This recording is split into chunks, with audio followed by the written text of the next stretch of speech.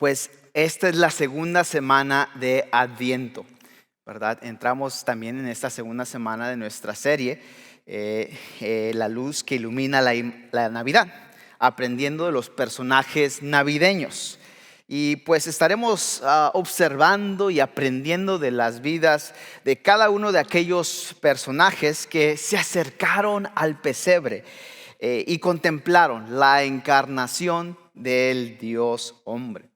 Cuando uno lee la historia de la Navidad, encontrará a estos personajes algo familiares, como María, José, Simeón y Ana. Y hay otros personajes no tan conocidos, quienes los escritores del Evangelio incluyeron en sus relatos. Y debemos familiarizarnos con sus historias, con esos personajes, no porque sus vidas sean el punto de la historia navideña, sino porque sus vidas, como las nuestras, apuntan al único personaje cuyo nacimiento cambió sus vidas, cambió el mundo y puede cambiar también nuestras vidas. Y si nosotros creemos, también vemos que Jesús fue la luz que iluminó sus vidas, como estos individuos. Y si nosotros creemos, también Él puede iluminar la nuestra. ¿Sabía usted que la palabra acción, de acuerdo con el diccionario de la Real Academia Española, tiene al menos 13 significados? Así es, 13 significados, variantes para la palabra acción. El que me llama a mí más la atención es el quinto significado de acción.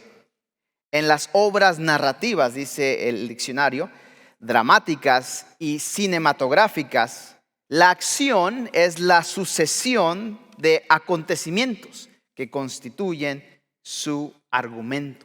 En otras palabras, todo lo que le sigue a esa acción constituye entonces una prueba de un argumento, de un punto, viceversa que se hace. Mire, ciertamente la Navidad trae diferentes recuerdos a diferentes personas.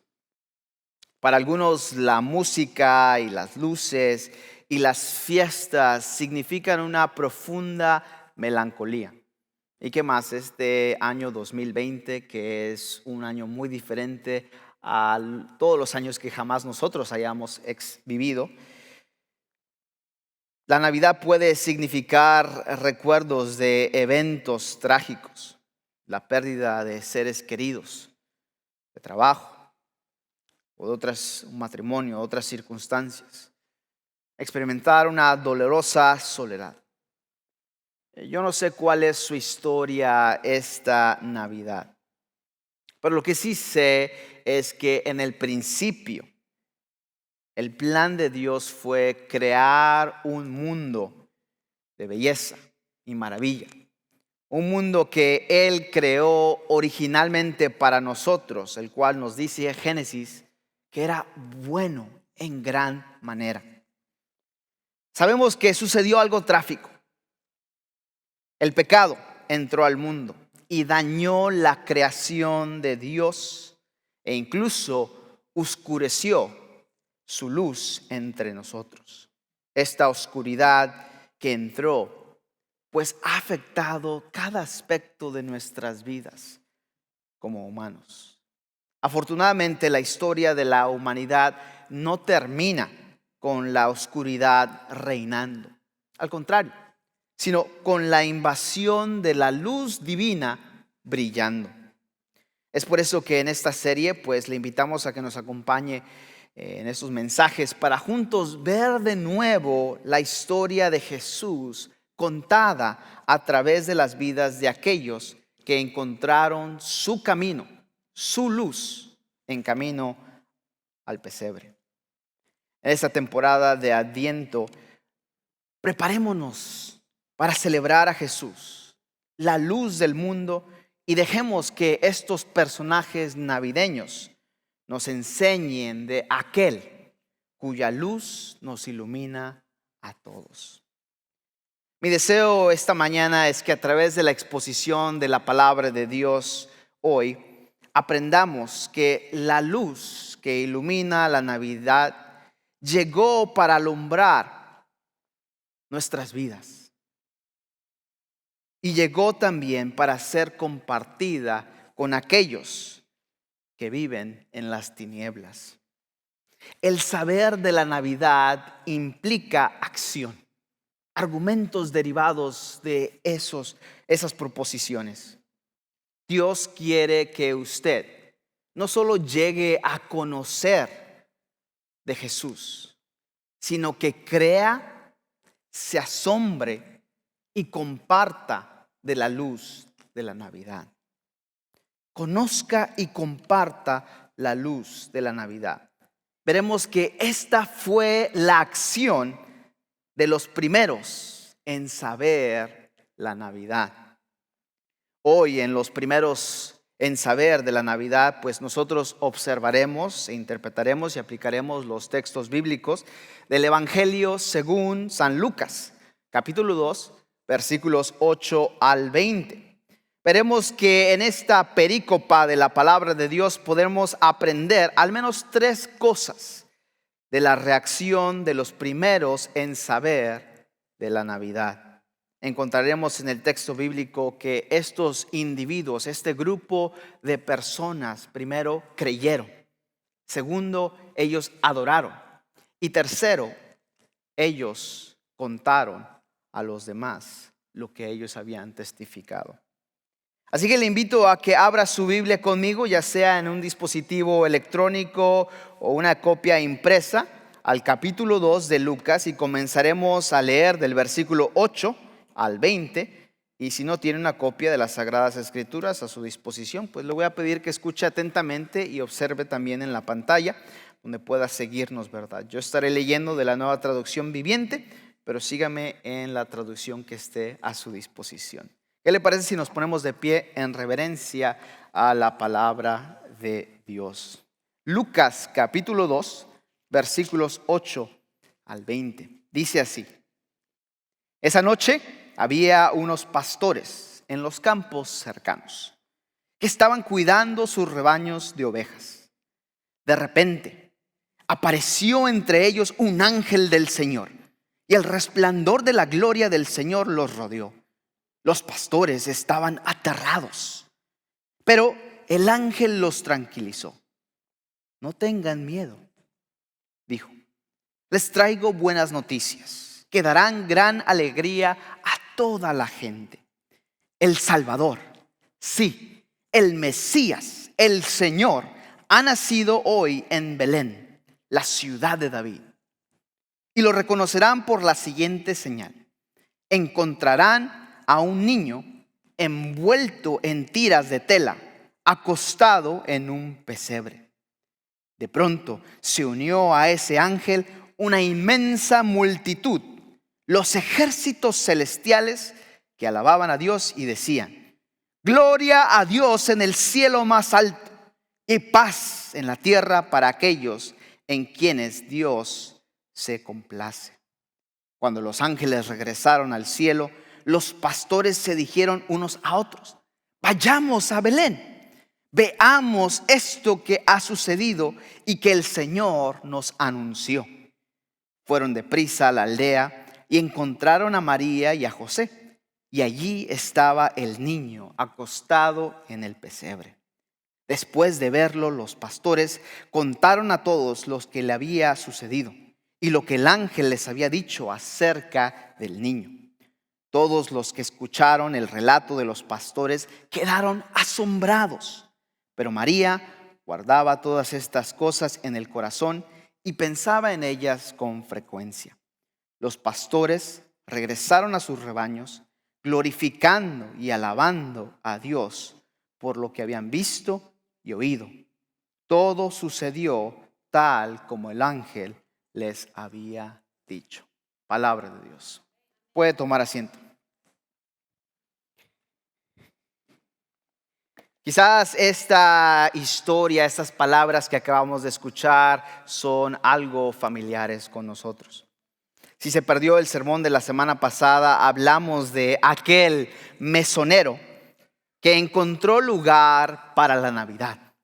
Ciertamente no el lugar merecido por el Mesías, pero sí el lugar encontrado. Hoy hablaremos de la reacción de los pastores al mensaje de los ángeles de aquella primera Navidad. Veremos que ellos creyeron, ellos adoraron y ellos contaron del Mesías recién llegado. Así que imagínense por un momento conmigo, si tiene que cerrar sus ojos, ciérrelos. Era una noche en Belén, en la cual se estaba desarrollando una historia que no solo sería el evento más significativo de ese año para los que vivían en Israel, sino que sería el evento más significativo en toda la historia del mundo. Esto no es una hipérbole, no estamos exagerando. Esta era la historia que el pueblo judío esperaba ansiosamente, el cumplimiento de la promesa entregada por los profetas y transmitida de generación a generación. ¿Verdad? Dios había hecho una promesa incondicional al pueblo de Israel, de su nación, específicamente de la tribu de Judá, de la familia de su amado rey David. Vendría un retoño, un Mesías. Luego, después de 400 años de aparente silencio. Y dice, pastor, ¿cómo era este silencio? Bueno, este silencio en el cual Dios no habló. De repente Dios habla a través de un ángel e informa a una pareja judía que el niño Jesús nacería en su familia. María, una virgen, concebiría del Espíritu Santo y daría a luz a Jesús.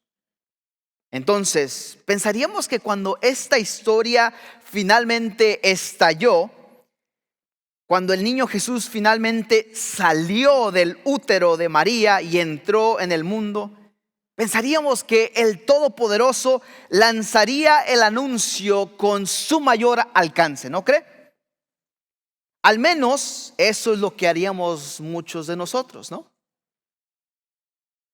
Se lo diría a un periodista prominente, nos aseguraríamos de que se informara a los más altos niveles de autoridad y programaríamos una conferencia de prensa o quizás programaríamos un post de Instagram o de Facebook para dejarlo saber al mundo. Los programas de cable lo cubrirían, sería una tendencia en las redes sociales. Pero esta no fue la forma en que Jesucristo, el Hijo de Dios, la segunda persona de la Trinidad, hizo su aparición ni su entrada al espacio y el mundo humano. La aparición del Hijo de Dios fue una entrada muy humilde. Durante este tiempo sucedieron muchas cosas en el escenario mundial. Vimos parte de esto la semana pasada. El sobrino nieto de Julio César, Octavio, acababa de ser coronado como el nuevo César, el título que se le daba a un rey o emperador romano.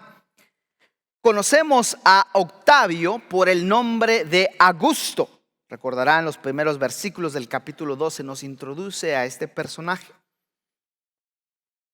Augusto, el nombre que se le dio a Octavio por el Senado romano, en una forma de conferirle a este Octavio un estatus divino que debería de ser adorado. Augusto fue uno de los primeros monarcas romanos que demandaron la adoración y su pueblo no fue reacio a ofrecerla. Y usted se preguntará por qué. ¿Por qué no les costó trabajo de rendir tributo a este humano, a este emperador romano, tributo o adoración como Dios. Verá, era muy común en el tiempo de aquel entonces de pasar por guerras, inestabilidad militar. Y este emperador, Octavio, o Augusto, como nos lo describe Lucas, hizo algo que otros emperadores romanos jamás habían podido ofrecer al pueblo contemporáneo. Este emperador logró la paz. Hubo un periodo de paz en la región, específicamente de Judea. Para la mayor parte del mundo es por eso que el César era Dios, con una D minúscula. La vida siempre sería romana.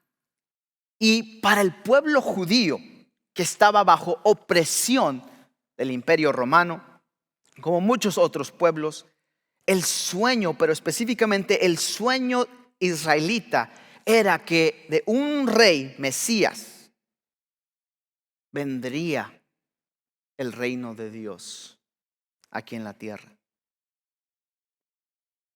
Es por eso que cuando entramos a esta narrativa de Lucas, el sueño de este rey Mesías que vendría a Israel estaba casi muerto.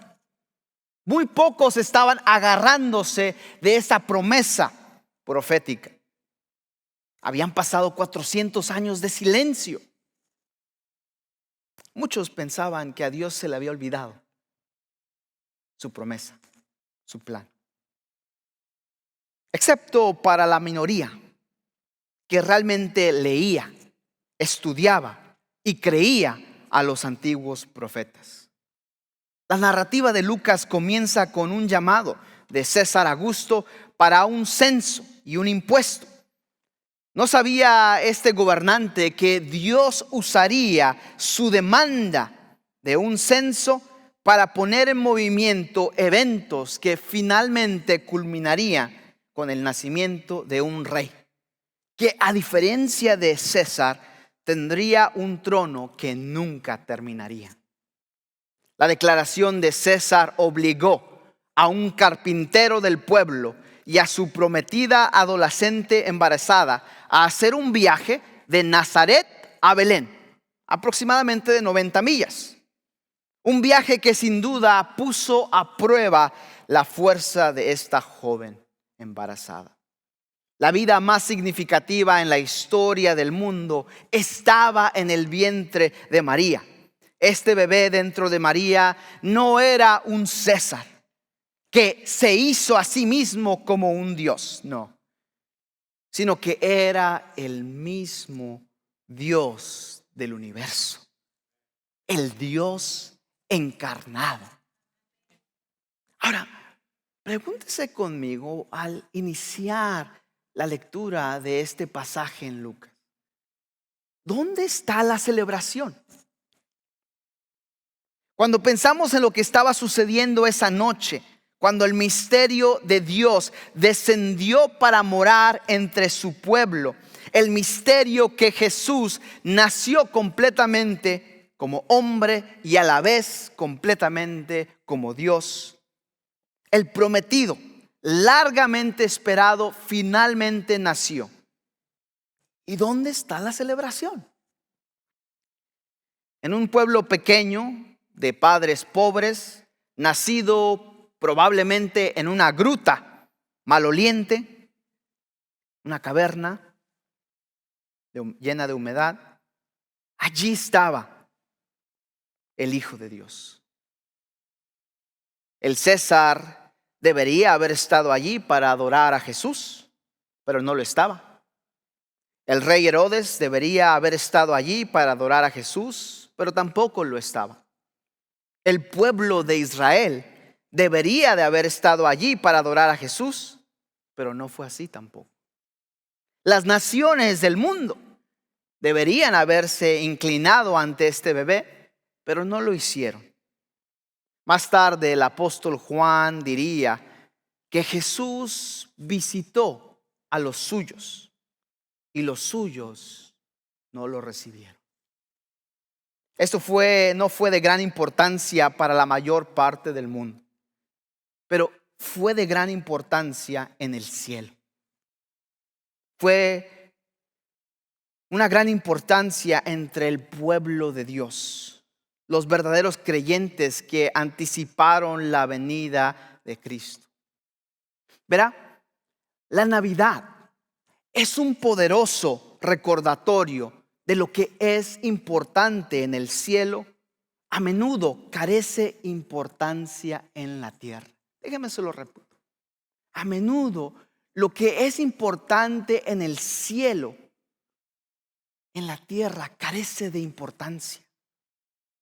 Es por eso esta entrada que vemos y preguntamos la pregunta: ¿dónde está la celebración de este rey? Mientras el mundo dormía, el Hijo de Dios hizo su entrada. Y este fue el motivo de celebración en el cielo cuando las huestes celestiales, los ejércitos celestiales, se regocijaron por el desarrollo del plan de Dios. Recordará, durante 400 años Dios había estado en silencio.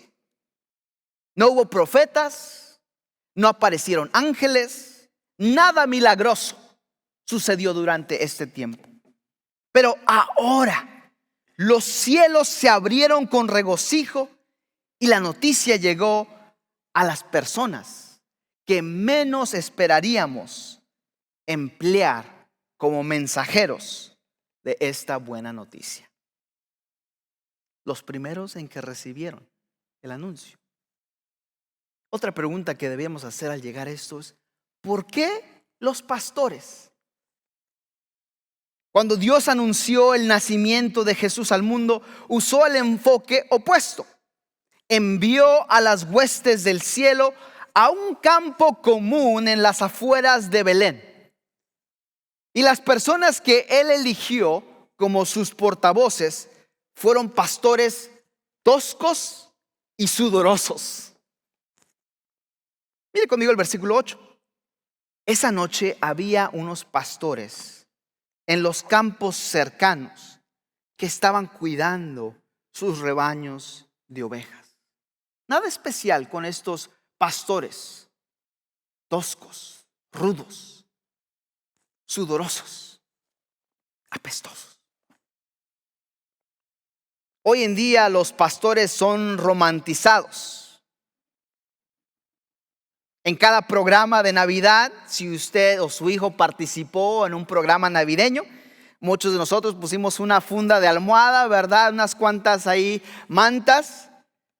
Agarramos un bastón y aparecemos en el programa de Navidad, en la iglesia o en la escuela. Y le aseguro que ninguno de esos pastores huelen mal.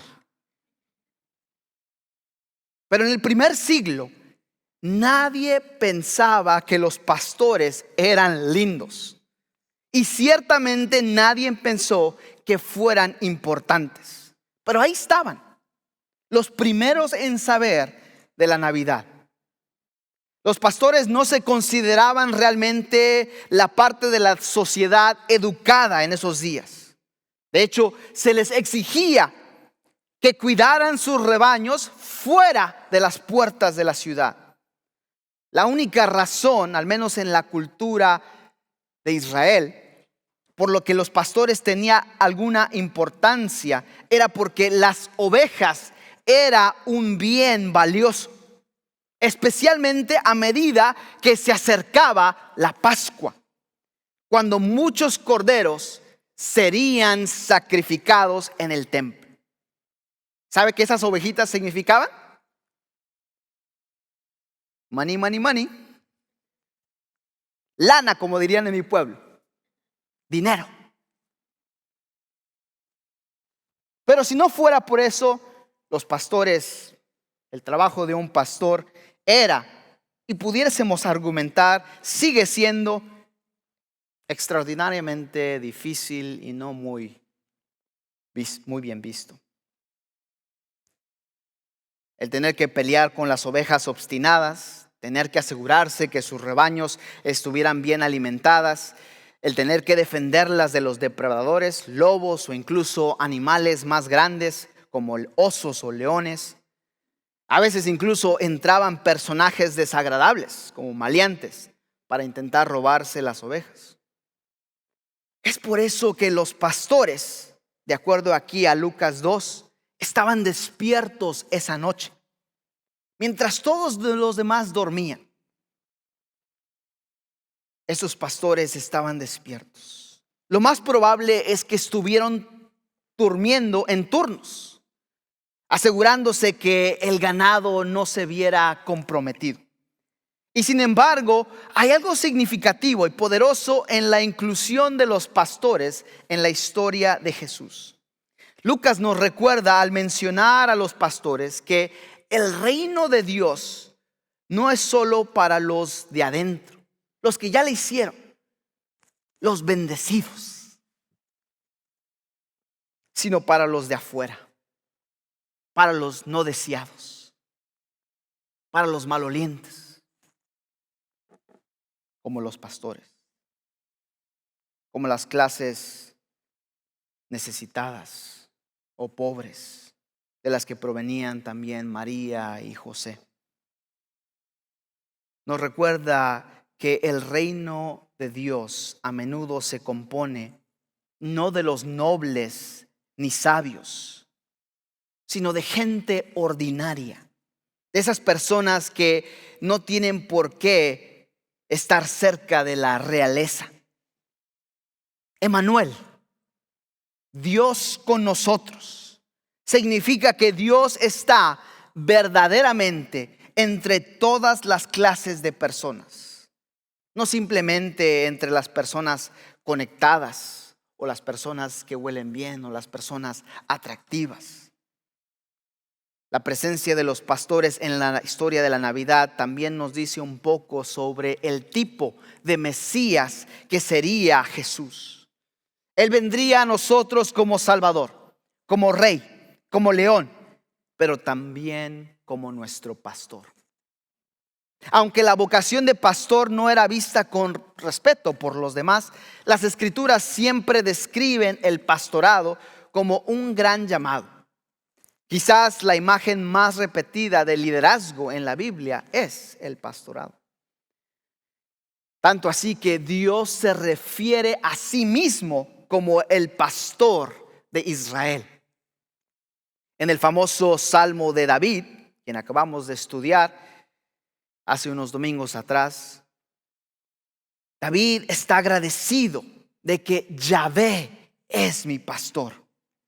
Y los profetas Ezequiel como Jeremías a menudo advirtieron al pueblo de Dios acerca de los pastores abusivos, los malos líderes que explotaron en lugar de liderar.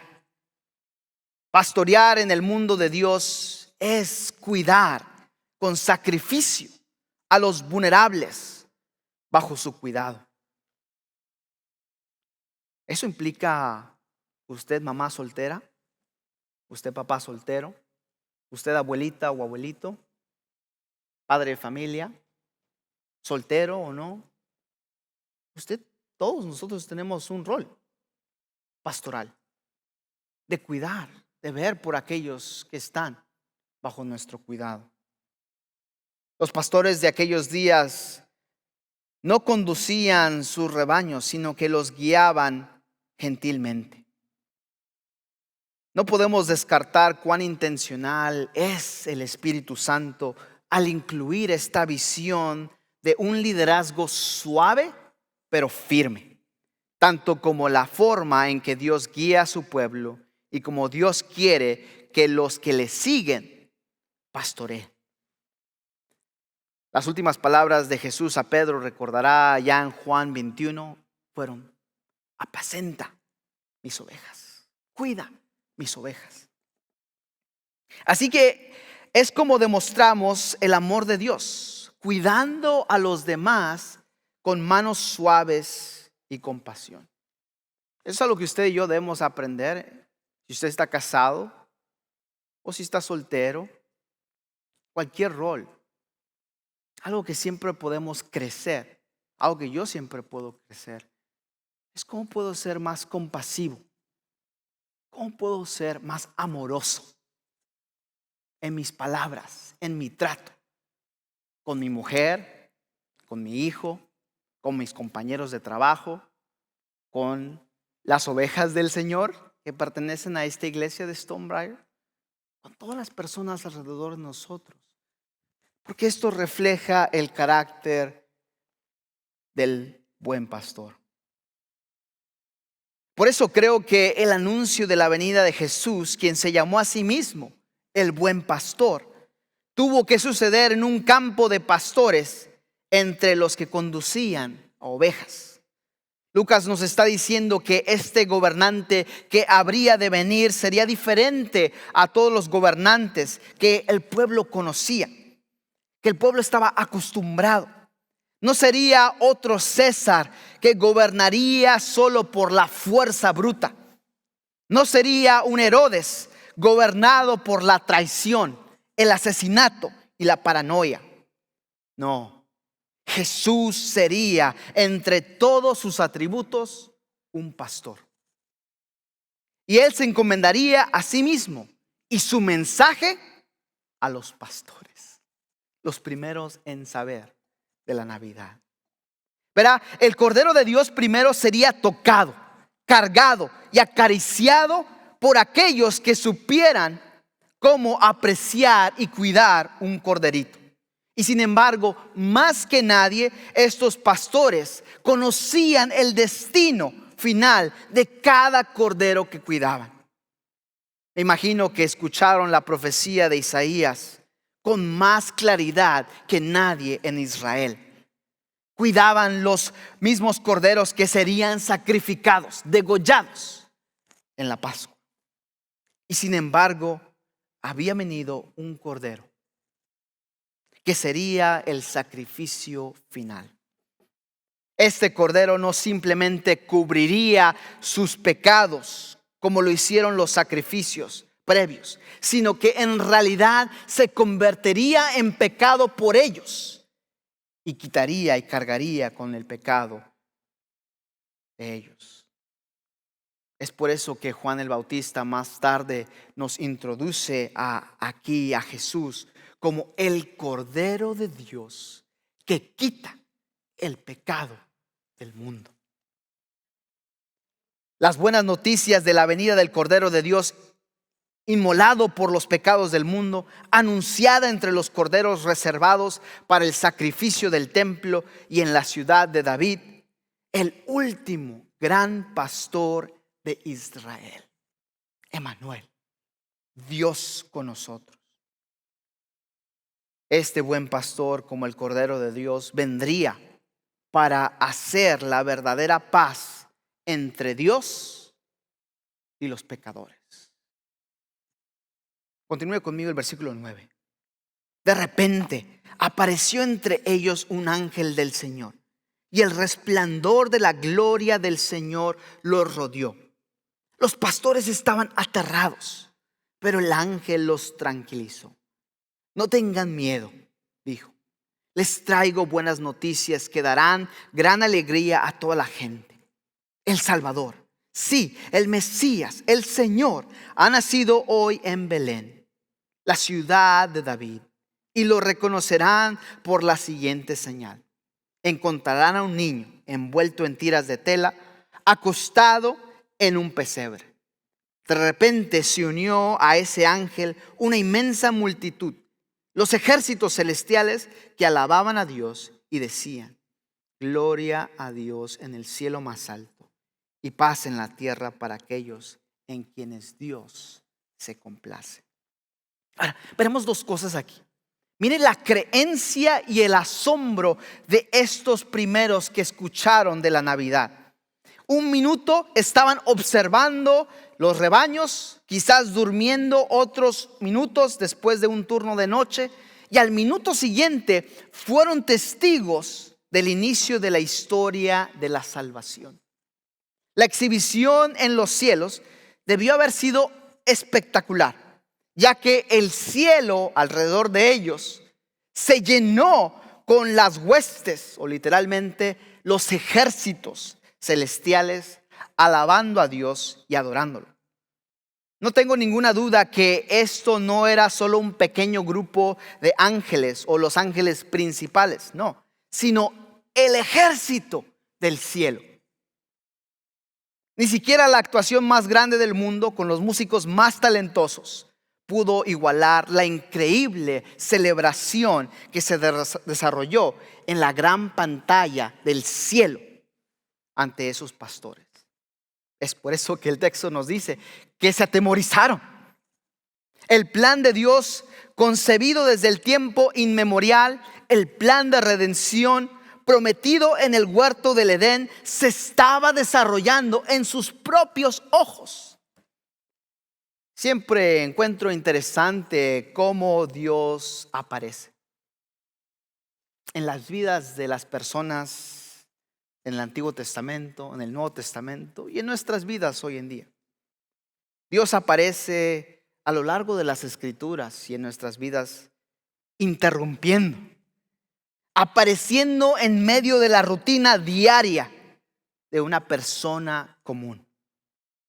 No es como si los pastores recibieron, ¿verdad?, un event invite, una invitación para el evento, o por correo electrónico el día anterior. Reúnanse en el campo número 1 para un evento épico.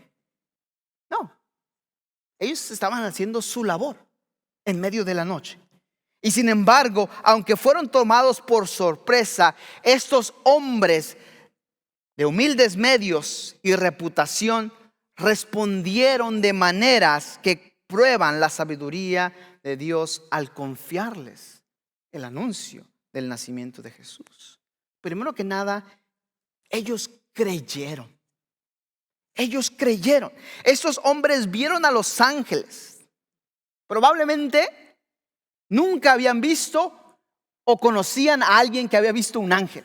Especialmente después de 400, mis matemáticas correctas, después de 400 años de silencio. Esos hombres que vieron a los ángeles oyeron el testimonio del anuncio y creyeron. Los escribas estaban demasiado cansados. La realeza era demasiado sofisticada. Los romanos fueron demasiado despectivos. Pero estos humildes peregrinos, trabajadores, tenían la fe sencilla para mirar hacia arriba, escuchar y poner su fe en el niño Jesús. Ellos también podrían ser asombrados. Verá, el mundo del primer siglo no es muy diferente del mundo nuestro. El mundo del primer siglo también era bastante cínico. Los falsos mesías habían venido e ido. Las promesas de la restauración de Israel parecía aún más que se esfumaba, que desaparecía. Y la bandera romana ondeaba muy por encima del monte del templo. Y sin embargo, aquí había gente todavía dispuesta a sentirse asombrada. Lucas dice que los pastores tenían mucho miedo. Si usted estuviera en su lugar, ¿acaso no? Un humilde pastor en un pueblecito no conocido, en un país oprimido, y de repente los cielos se abren y los ángeles comienzan a cantar. ¿Tendríamos miedo? Yo tendría miedo. Y sin embargo, hay algo maravilloso en la capacidad de seguir siendo asombrado por Dios. ¿Cuándo fue la última vez que usted fue asombrado por Dios? Piense. ¿Cuándo fue la última vez que usted fue asombrado por Dios? No sé, pero si es similar como yo, hace mucho tiempo. Y en ese transcurso de tiempo quizás nos hemos enfriado y el cinismo, la incredulidad se ha apoderado de nosotros. Que cuando se nos requiere de un milagro, de un asombro, Dios sería de lo último que esperaríamos. El mundo, verá, de hoy está cansado como el mundo del primer siglo. Las personas inteligentes están demasiadamente iluminadas para creer en lo sobrenatural. La verdadera espiritualidad es un asombro saludable, reverencia y temor de Dios. Saber que no eres nada y que Dios es asombroso y grande. Cuando más nos acerquemos al cielo, mayor será nuestro temor y asombro por Dios. No de miedo en el sentido de estar asustado, sino asombrado. Espero que en esta temporada de Navidad su corazón esté abierto a lo maravilloso, a lo asombroso. Es fácil tratar nuestras tradiciones religiosas, especialmente la Navidad, como una especie de celebración aburrida, cotidiana, como las demás. Pero Dios, vemos aquí en esta primera Navidad, visita a los que están dispuestos a temer y ser asombrados y a maravillarse y a meditar. Yo le pregunto a usted esta mañana, yo me he preguntado esas mismas preguntas a mí. ¿Hemos dejado de hacer lo que estamos haciendo en el tiempo suficiente para ver lo que Dios está haciendo a nuestro alrededor? Nos hemos desconectado lo suficiente en las distracciones digitales que mantienen nuestras mentes en movimiento, pero nos distraen de lo sobrenatural. ¿Está usted dispuesto a dejarse asombrar por un Dios imponente y omnipotente? Quizás usted esté en un matrimonio casi muerto. Quizás su situación familiar con sus hijos se acabó, su relación. No, las cosas no están marchando bien. Quizás en su vida, usted que está aquí, usted que nos mira, usted necesita un milagro. Cualquiera que sea. ¿Estará dispuesto a dejarse asombrar por un Dios imponente y omnipotente esta Navidad? Si es así, bueno, comience por ser asombrado por el misterio de la encarnación de Jesucristo. Tiemble, sí, pero en un sentido de que nuestro miedo se convierte en fe. En fe que Dios puede restaurar su matrimonio, en fe que Dios puede restaurar su familia, en fe que Dios puede hacer eso asombroso en su vida. Debido a que Jesús es un pastor, es necesario que le temamos, pero ya no le debemos de tener miedo. Este anuncio real en una noche fría en Belén significó que aquellos que pusieron su fe en este niño Jesús experimentarían la paz con Dios. Esto es lo que los ángeles querían decir con paz en la tierra entre aquellos en quienes Él se agrada. En cierto sentido, los ángeles le recordaban a los pastores que la paz temporal que se estaba experimentando actualmente en el Imperio Romano algún día se acabaría, algún día vendría la guerra, algún día venía el descontrol. Pero solo este príncipe de paz podría marcar el comienzo de un verdadero shalom, de una verdadera paz, una verdadera renovación. Y este niño Jesús ofrecería paz personal con Dios. Aquel que viniera a los pastores sería el buen pastor de sus almas, el Cordero de Dios que expiaría completamente el pecado. Terminamos con los últimos versículos. Versículos 15. Siga ahí conmigo en Lucas 2. Cuando los ángeles regresaron al cielo, los pastores se dijeron unos a otros: vayamos a Belén, veamos esto que ha sucedido y que el Señor nos anunció. Fueron deprisa a la aldea y encontraron a María y a José, y allí estaba el niño, acostado en el pesebre. Después de verlo, los pastores contaron a todos lo que había sucedido y lo que el ángel les había dicho acerca del niño.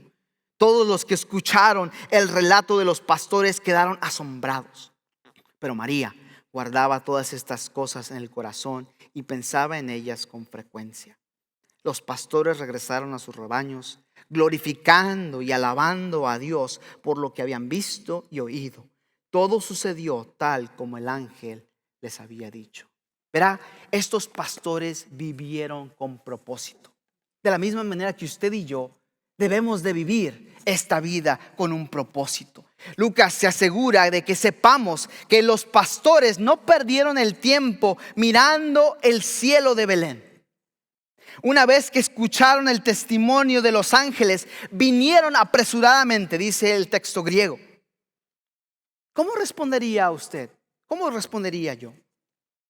Ellos no podían guardarse este mensaje para sí mismo. Abandonaron todas las pretensiones, se lanzaron rumbo a Belén con ovejas y todo para encontrar al Mesías. Ahora, esta búsqueda probablemente tuvieron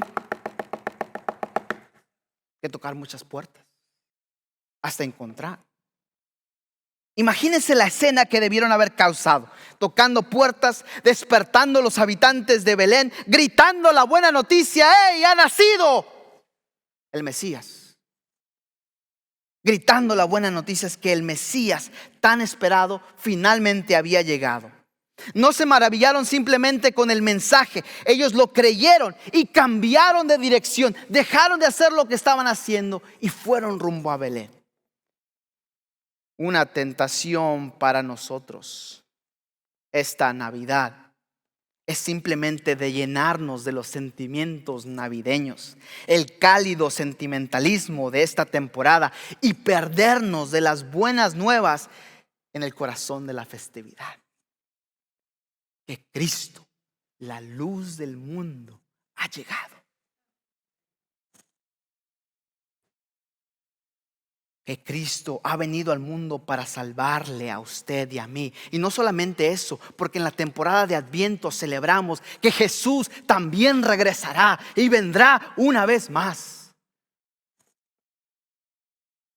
El ángel les dijo a los pastores de esta buena noticia, era para toda la gente.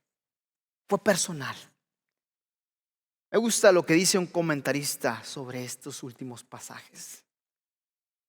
La verdad es que incluso si Cristo hubiera nacido en Belén 1000 veces, pero no dentro de ti, estarías eternamente perdido.